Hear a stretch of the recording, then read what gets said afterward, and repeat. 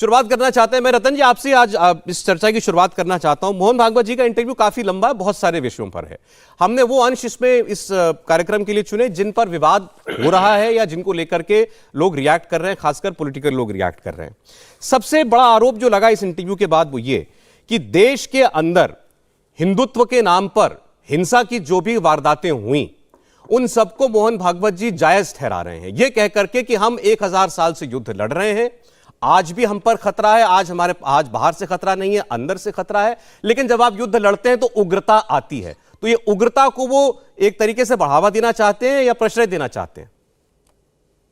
देखिए, पहली बात तो मैं छोटी सी रख दूं कि ये सारा जो कंफ्यूजन है जिसके कारण दिग्विजय सिंह कहते हैं कि आपको अब संविधान पे भरोसा है कि नहीं, वो हम अंतर नहीं करते राष्ट्र और राज्य में। संघ की क्लियर कट आइडिया है कि राष्ट्र जो है वो राज्य से अलग है। Nation is different from state and nation state is not we are asking for. तो यह राष्ट्र, यह हिंदू राष्ट्र है, यह राज्य सेक्युलर होगा और यह गवर्नमेंट सेक्युलर होगी, लेकिन इसकी जो थिंकिंग है, इसकी जो संस्कृति है वो हिंदू की है। ये एक मान्य बात है। अब बात आते हैं कि मोहन राव ने क्या कहा। मोहन राव ने ये नहीं कहा कि यहाँ पर रहने वालों को हक नहीं है रहने का। उन्होंने कहा कि उग्र लोग होते हैं, उग्रता सही नहीं होती। आप पूरा अगर आप स्टेटमेंट देखेंगे तो कुछ लोग उग्र हो जाते हैं, लेकिन हर बार उग्र होना ठीक नहीं। बैलेंस व्यू से शांति से बात रखनी चाहिए, समय के हिसाब से विषय रखना चाहिए। तो स्पष्ट रूप से उन्होंने उग्रवादियों को या उग्र लोगों को जस्टिफाई नहीं किया। उन्होंने कहा कि इस का माहौल है, एक सिविलाइजेशनल वॉर चल रही है, उसके अंदर कुछ लोग अधिक उग्र हो सकते हैं। अब जहां तक सवाल है कि उनको बोलने का हक क्या है, बैठे हैं एएमआईएम वाले। एआईएम का नाम है इत्तेहाद मुस्लिमीन, जो कि सेक्युलर नहीं, मुसलमानों के नाम से पार्टी है।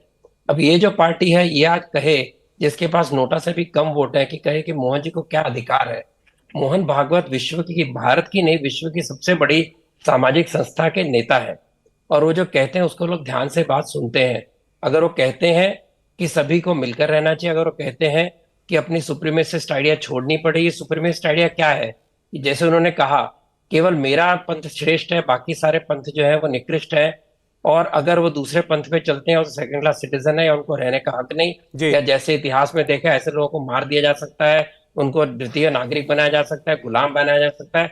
और दूसरी तरफ हिंदुत्व की थिंकिंग है जो कहता है कि एकम सत विप्र बहुधा वदन्ति, सभी विचारों का मान किया जाए, सभी को रहने का हक है, सभी को अपना अपना स्थान है और सभी को इज्जत से देखा जाता है। हमारे देश में अलग विचारों के कारण कभी किसी को मारा नहीं गया, अलग अलग अलग तरीके से नए पंथ निकालने वालों को कष्ट नहीं दिया गया, बल्कि उनको गुरु माना गया, भगवान माना गया। तो इस भूमिका के अंदर अगर कोई कहे कि मैं 800 साल राज्य किया था और मैं फिर करूंगा, या कहे कि मैं इन्वेडर्स के साथ हूं, मेरे पूर्वज बाबर और औरंगजेब थे, जबकि वो लोग नहीं, यहीं पर उन्होंने वही कष्ट सहे जो हमने सहे। मैं इसका जवाब लेता हूं रतन जी, एक बात पर आप थोड़ा और बता दें, उसके बाद फिर मैं आगे बढ़ता हूं। उन्होंने ये, जब वो ये कहते हैं मोहन भागवत जी कि अब लड़ाई बाहर से नहीं है, लड़ाई अंदर से है, हिंदू धर्म संस्कृति समाज की सुरक्षा का प्रश्न है, अब विदेशी नहीं है मगर विदेशी प्रभाव, विदेश से होने वाले षड्यंत्र हैं, तो वो कौन से आंतरिक खतरे की, आंतरिक दुश्मन की बात कर रहे हैं?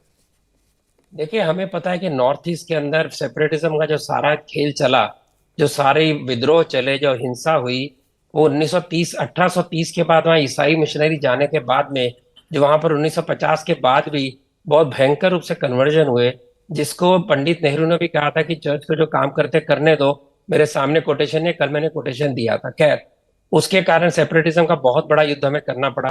कश्मीर के अंदर हिंदू माइनॉरिटी जाने के बाद में कश्मीर के अंदर जो लगातार सेपरेटिज्म की लहर है, जो हिंसा है, उसका कारण हम जानते हो, क्लियरली कहते हैं कि हम यहाँ पर गजवा हिंद चाहते हैं।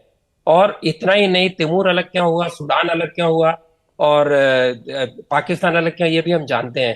तो कहना कि ये क्यों उन्होंने कहा, ये स्पष्ट दिख रहा है कि अगर इस देश का अपना अपना अस्तित्व रखना है तो तभी तक अस्तित्व रहेगा जब तक हिंदू मेजोरिटी में। इसमें कोई शर्माने की बात नहीं, क्योंकि ये सबके सामने हिस्टोरिकल फैक्ट है। 80%। अच्छा, अगर आपकी बात को मैं यूं कह दूं कि बकौल आपके खतरा जो मोहन भागवत जी बता रहे हैं देश को, वो क्रिश्चियन और ईसाई सुप्रीमेसी है। सुप्रीमेसिज्म में ईसाई और क्रिश्चियनिटी ये दुश्मन नहीं है, दुश्मन उनके नेता हैं जो खुद को सुप्रीमेसिस्ट बताते हैं, जिनका कहना है कि आप हमारे पंथ में नहीं आते तो आपका नाश होगा, आप नरक में जाएंगे, एटर्नल हेल में जाएंगे, आप काफिर हो जाएंगे, आप सिनर हो जाएंगे। इस बात को स्वीकार नहीं करते भारत के। मैं जवाब ले लूं जरा आपकी बात का और इस इंटरव्यू पर जो रिएक्शन आ रहे हैं उस पर। एक बार पहले वारिस साहब के पास जाना चाहते हैं। वारिस साहब, ओवैसी साहब ने बड़ा फियर्सली रिएक्ट किया है। उन्होंने कहा है मोहन भागवत कौन होते हैं मुसलमानों को ये इजाजत देने वाले कि वो कैसे रहेंगे और किन शर्तों के साथ रहेंगे। अभी रतन शारदा जी पूरा कॉन्टेक्स्ट बता रहे थे कि मोहन भागवत जी ने तो सिर्फ, उन्होंने तो उल्टा ये कहा है कि आप जैसे रहना चाहते हैं ऐसे रहें, अपनी बात थोपे ना किसी के ऊपर, आप ही सही दूसरा गलत, ये विचार ना लाएं, आप जैसे रहना चाहते हैं रहें। इसमें क्या गलत है? झूठ बोलते हैं रतन शर्मा। मोहन भागवत कौन होते हैं हमको बोलने वाले कि किस तरह से यहाँ से रहना चाहिए, क्या सुप्रीमेसी छोड़ना चाहिए, क्या मोहन भागवत प्राइम मिनिस्टर है, प्रेसिडेंट है, कौन है वो?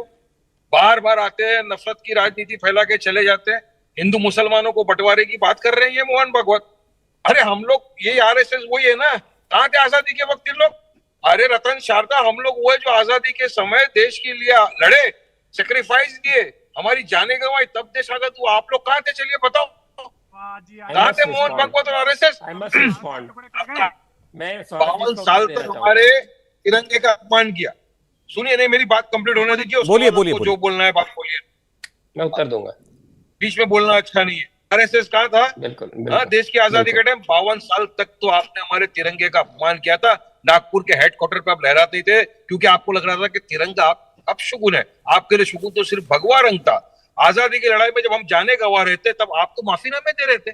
सावरकर तो माफीनामे पे माफीनामे लिखते जा रहे थे। गोवलकर कहाँ थे? ब्रिटिशर रोक के तलवार चाट रहे थे, उनकी मुखबिरी कर रहे थे, एजेंट थे उनके। और आज आप हमको सिखा रहे हो, आज हमको मैं उत्तर दूं? अच्छा वारिस साहब, आप ट्रैवल कर रहे हैं इसलिए आपकी आवाज भी थोड़ा कट कट आ रही है। मुझे केवल इतना बताएं, ऐतराज किस बात पर है, इंटरव्यू के किस हिस्से पर ऐतराज है, बताइए।